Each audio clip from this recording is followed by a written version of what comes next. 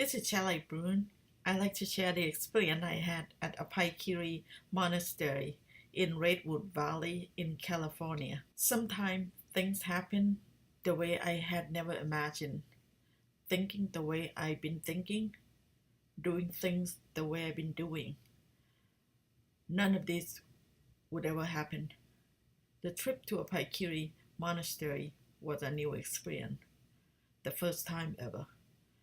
Thanks to John and Dan Rabb for providing this first monastic experience, one that will remain with me for the rest of my life.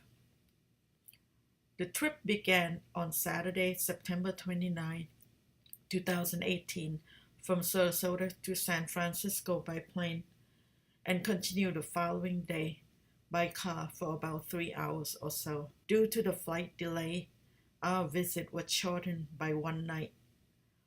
On the way to monastery, we stopped in a small town, Ukiah, to get some produce and other food items appropriate for the monastery. We arrived at Abhayagiri in the afternoon, shortly before a special event with several other people who came to practice Dharma and meditation on that day. By staying at the monastery, all of us must abide by the 8 precepts. Example of these includes not eating after the main meal, which ends between noon and 1 o'clock, until breakfast at 7 o'clock the next day.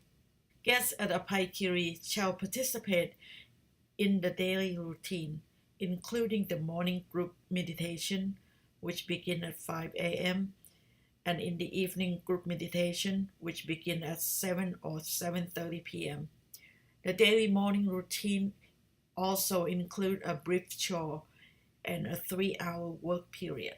The meal preparation begins at 8 o'clock and ends at 10 o'clock, as the representative of the monk will come in the kitchen and to accept the food offering. We will then go to the special place for blessing and to reflect as monks chant before the meal.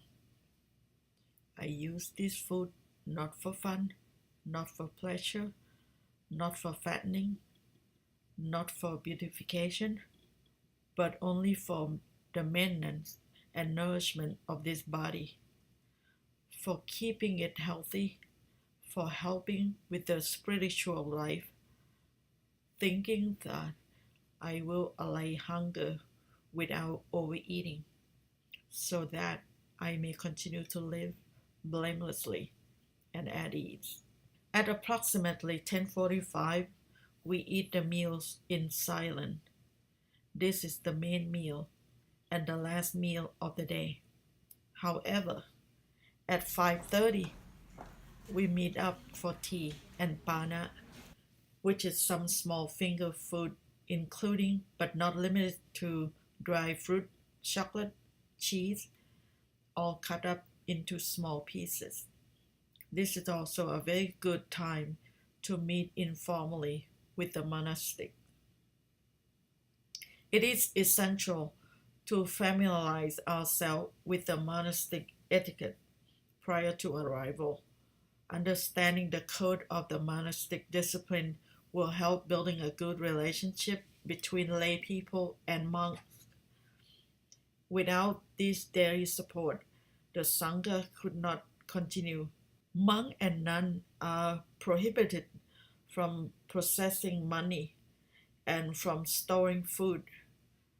They are completely dependent on the laity for many simple things, such as the preparation and offering food, pruning vegetation, and digging in the earth.